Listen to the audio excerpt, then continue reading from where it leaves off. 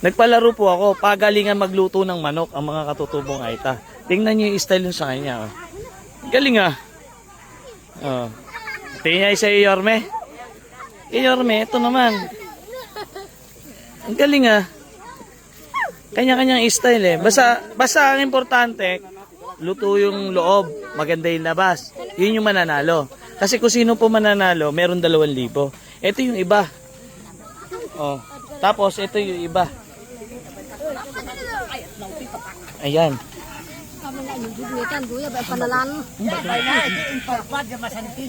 Sino kaya pinakamaganda?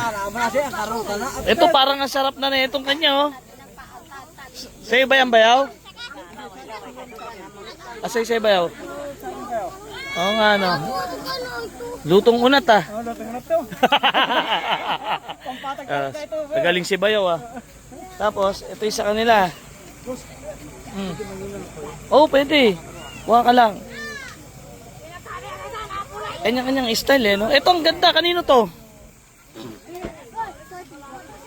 Pero ito pinakamalupit sa lahat. Dahan-dahan. Magaling. Nakakuha na.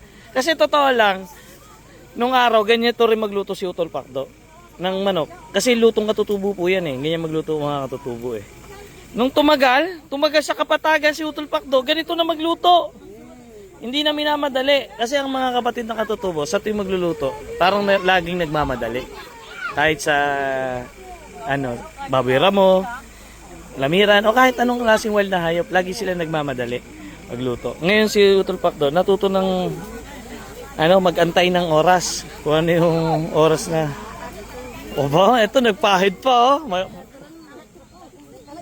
Mukhang pinasasarap niya yung kanya. Ngayon, kung hindi sila manalo, yung manok kanila.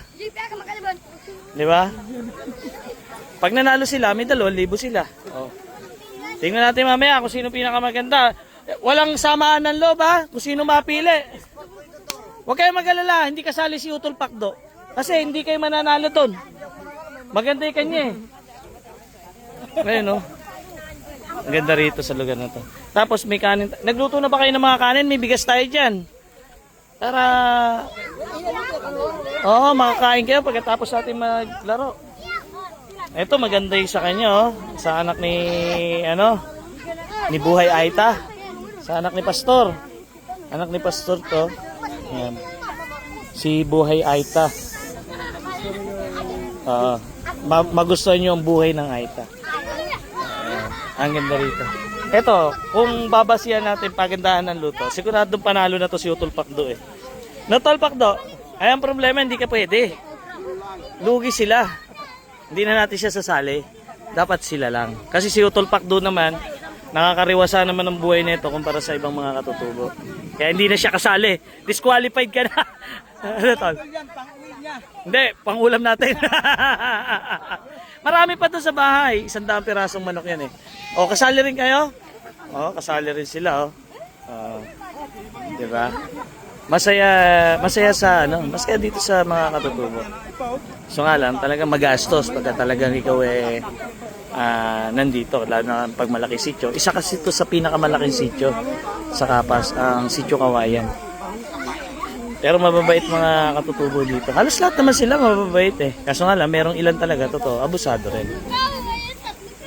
Pero dito, sa Sitio Kawayan, mababait talaga mga nakatira rito. Ganda rito, di ba? Parang gusto ko na tikman yung isa eh. Yun niluto nung isa. Luto na yun kay Yorme. Yorme! Yorme! Yorme, tikman nga natin sa'yo. Ayan oh. Ang ganda. Sigurado na to. No. Ang galing magluto eh. Ang galing ginawa niya eh. Nilagay niya dito ng ganun. Parang nga naman luto to. Kasi NPQ kasi di ba? Mahirap maluto ano. Talino mo ah. Galing mo talaga yan oh. Ito. Tingnan niya naman oh. Sarap ah. Ang bilis ah. Luto na nga yata isa. Hindi kaya makakalaban ni Yorme. Kasali na to tsak sa 3 eh. May permis na. Ayan ah. Nakita nyo naman. Ganda. Lutong katutubo.